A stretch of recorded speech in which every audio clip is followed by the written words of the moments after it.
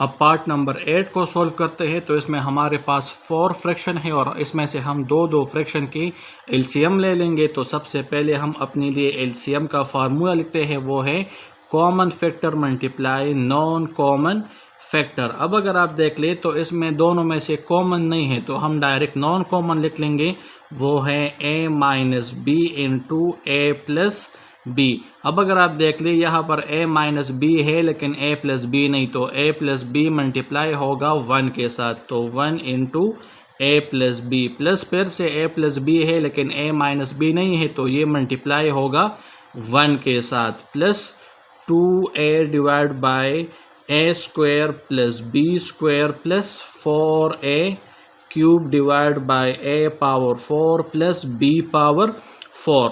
अब 1a के साथ मल्टीप्लाई होगा तो 1a जार a, 1b जार b, 1a जार a, 1b जार b।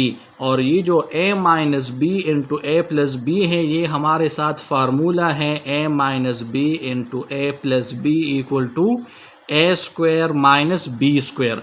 तो a की वैल्यू a है, a की वैल्यू b है, तो आ जाएगा हमारे साथ a square minus B square plus B minus B के साथ होगा cancel, plus 2a divide by A square plus B square plus 4a cube divide by A power 4 plus B power 4। अब a प्लस a से हमारे साथ 2a आता है divide by A square minus B square plus 2a divide by A square plus B square plus 4a cube divide by A power 4 plus B power 4।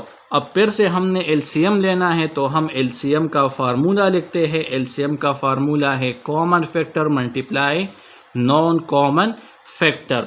फिर से हमारे साथ इसमें कॉमन फैक्टर नहीं है, तो हम डायरेक्ट नॉन कॉमन फैक्टर लेंगे, तो A square minus B square into A square plus B square. A square minus B square है, तो A square plus B square multiply होंगे 2a के साथ, तो 2a into A square plus B square plus 2a, तो A square plus B square है, तो A square minus B square multiply हो जाएंगी 2a के साथ plus 4a cube divide by A power 4 plus B power 4।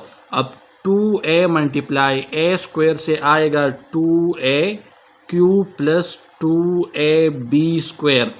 अब 2a multiply ए square से आएगा 2a cube minus 2a B square divide by, अब फिर से यहाँ पर फार्मूला है, तो हम फार्मूला लिखते हैं, वो है a minus B into A plus B equal to A square minus B square. तो a की वैल्यू अब हमारे साथ a स्क्वायर है, b की वैल्यू b स्क्वायर है, तो हम a की जगह a स्क्वायर लिखते हैं और होल स्क्वायर फार्मूले का, एक इसका अपना स्क्वायर है और एक स्क्वायर फार्मूले का, माइनस b की वैल्यू b स्क्वायर है और होल स्क्वायर, एक स्क्वायर इसका अपना और एक फार्मूले का, और plus 2ab square minus 2ab square cancel हो जाएंगे, 4ab cube divide by A power 4 plus B power 4 अपनी जगह।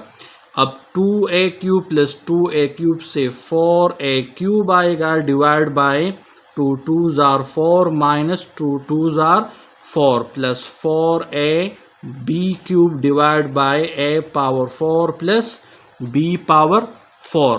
अब फिर से हम इसका एलसीएम लेंगे, तो एलसीएम का फार्मूला लिखते हैं। एलसीएम का फार्मूला है common factor multiply non common factor.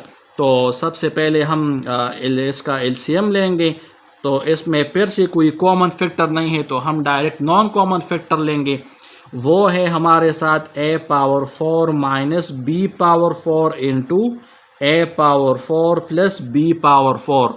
तो a minus B, A power 4 minus B power 4 है, तो a power 4 plus B power 4 multiply होंगे 4a क्यूब के साथ, तो a power 4 plus B power 4 प्लस a power 4 minus B power 4 multiply होंगे 4a B cube के साथ। अब 4a³ मल्टीप्लाई a पावर 4 से 4a पावर 7 आएंगे plus 4a³ b power 4 plus 4a a multiply a power 4 से a पावर 5 आएगा और minus 4a³ 4 minus 4ab power 7 divide by a power. अब यहाँ पर फिर से हमारे साथ फार्मूला अप्लाई होगा, तो फार्मूला है a minus B into a plus B equal to a square minus B square. तो a की वैल्यू a पावर 4 है होल स्क्वायर फार्मूले का, b की वैल्यू b पावर 4 है होल स्क्वायर फार्मूले का। सॉरी, यहाँ पर हमने ये एक गलती की है कि ये b³ यहाँ पर नहीं है, ये 4a³ है, 4a³। तो ये भी बनेगा 4a³।